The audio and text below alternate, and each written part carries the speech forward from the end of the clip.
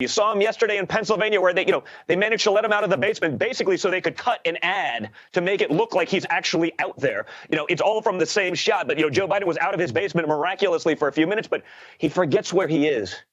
He forgets his wife from his sister.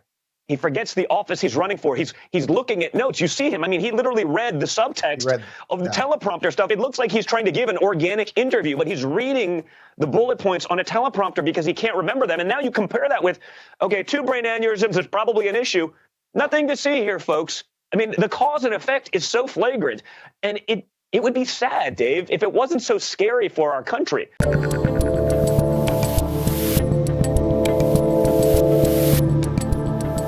So I read about half the book this morning, and you just laid out a lot of the arguments that you made. And when I was looking at it, I was thinking, the alternate title basically for this book could have been Double Standards, right? Because that's really what you're saying in this book, that if my family did these things, this is how the media would have portrayed it. If my dad had made these decisions, this is what would have happened. And if I had gotten the benefits that, say, Hunter Biden had gotten, this is how the media would have dealt it. I've said, a lot of people, as I've gotten more comfortable, let's say, with your dad, a lot of people will say to me, well, I don't get it, Dave. How could you support Trump? How come you don't think he's the devil? All of that kind of stuff.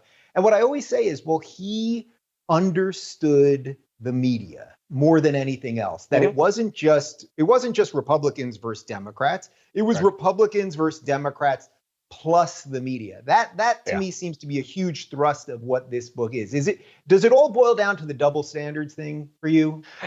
Yeah, I mean, yes, and even more, right? I mean, because it's not just a double standard. It's just flagrant mistakes. I mean, if you just look at what's going on today, there was another fake report. Donald Trump suffered mini strokes. Now. And he had to be treated at Walter Reed. Now, the doctors at Walter Reed said this is nonsense. It's untrue. But the media won't even talk about Joe Biden, who's literally had 2 brain surgeries for literally brain aneurysms. He had explosions in his brain. Now, if you ask a doctor about that, what are the chances that you could be 100% normal after one brain surgery that after an aneurysm? They'd say very little. How about 2? Almost impossible to be normal. Now, you take that with Joe Biden's daily. You saw him yesterday in Pennsylvania where they managed to let him out of the basement basically so they could cut an ad to make it look like he's actually out there. It's all from the same shot. But, Joe Biden was out of his basement miraculously for a few minutes, but he forgets where he is. He forgets his wife from his sister. He forgets the office he's running for. He's looking at notes. You see him. I mean, he literally read the subtext of the teleprompter stuff. It looks like he's trying to give an organic interview, but he's reading the bullet points on a teleprompter because he can't remember them. And now you compare that with, okay, 2 brain aneurysms is probably an issue. Nothing to see here, folks. I mean, the cause and effect is so flagrant. And it would be sad, Dave, if it wasn't so scary for our country. Joe Biden is basically, he's camouflage for the far left. They can the media will spend billions trying to sell him to middle America. It's moderate Joe, but you're not a moderate with Kamala as your VP. You're not a moderate with Beto, hell yeah, I'll take your AR-15 O'Rourke as your guns are. You're sure as heck not a moderate with the Bernie Sanders Joint Unity platform, which is like a combination of like the New Age Communist Manifesto with the Green New Deal blended into one. And again, the media won't talk about that. So when you talk about, double standard, it's not even that, because the playing field is so uneven with a mainstream media that's 96% negative against Donald Trump.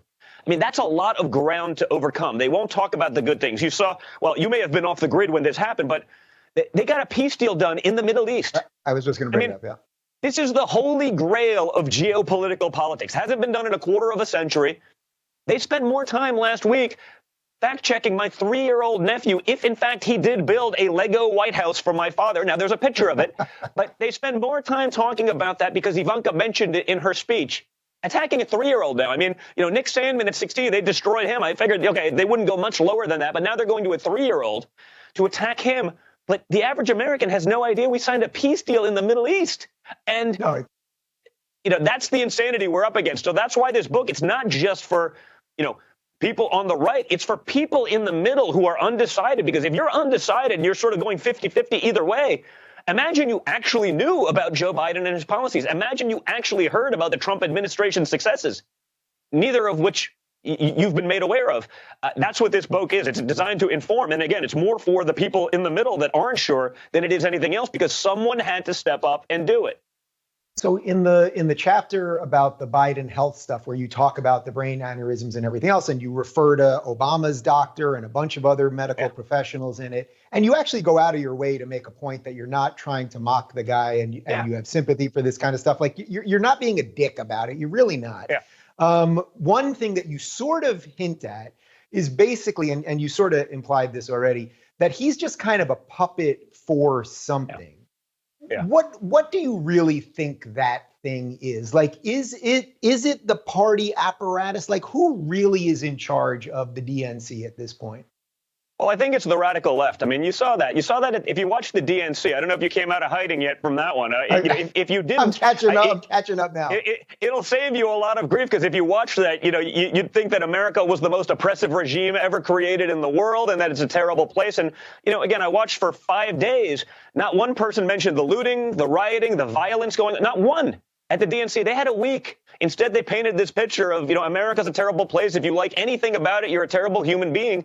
And that's the thing. I wasn't trying to make light of dementia or Alzheimer's. I mean, we all know people affected by it. The difference is those people can have a great life. They can be great parents and grandparents and we're not going to give them the nuclear football. We're going to just pretend that didn't happen and say, congratulations. Here's the largest economy in the world. Here's the nuclear football. I mean, if Joe Biden needs notes to talk to a reporter that's literally trying to lob him softballs, how is he going to compete against China and Russia and Iran? Like, he can't remember where he is. I mean, so, it's either insane or it's a cloak and dagger type of thing where they cover your eyes. They pretend it's moderate Joe from Scranton, of which he's not. I mean, he's not blue collar Joe. He got his first elected official office in D.C. when he was in his 20s. Like, he's never had a blue collar job. But, he's curated this sort of lie to market himself as this way. So the radical left, who's actually making all the decisions, again, his platform on his website is Bernie Sanders's, right? His VP is Kamala Harris, who's literally left of Bernie Sanders in terms of voting record in the Senate. Like, do you think Joe Biden's going to be able to stand up to them if they're pushing for certain things? No. But the media can use him as camo, to sell to middle America. No, it's not going to be that radical. It's not going to be that bad. But all you have to do is look at his platform. I mean, $4 trillion tax hike to middle class America to give free health care to illegals, free education to illegals, free lawyers for the other ones that will start flooding our country. Like, who's that going to hurt? Probably not me. It's going to hurt our lowest income earners, right? Who's that going to hurt? How about you in a public school that you have the privilege of having to pay for yet again, right? You don't get free health care. You don't get free education for your kids, certainly not college or anything. But you have the privilege of paying for illegals to get those benefits because it creates Democrat voters. I mean, think about how insane that is. It's not like our systems have all this excess capacity that they can handle it. I mean, they're already overworked. Our medical system is already overstressed. Our education system, honestly, our public education system is a disaster. It's 28th in the world, spending more money per child than any country in the world. It's still 28th. I mean, there are literally third world countries that are beating us in education, and the teachers union is really sure they don't want to go back to do in-person learning. But they also don't want to do online learning. Also, part of their platform, since you've been gone, is they want to support BLM and defund the police. What does that have to do with educating our children? These are the radicals that were going to be in charge. And if you just look at Joe Biden, you see the way he has to be carried off the stage after he gives a speech, or, speech. I say speech loosely because, the hardest job in America is being his sign language interpreter, because no one knows what the hell's going on. If you're looking for more honest and thoughtful conversations about politics instead of nonstop yelling, check out our politics playlist. And if you want to watch full interviews on a variety of topics, watch our full episode playlist all right over here. And to get notified of all future videos, be sure to subscribe and click the notification bell.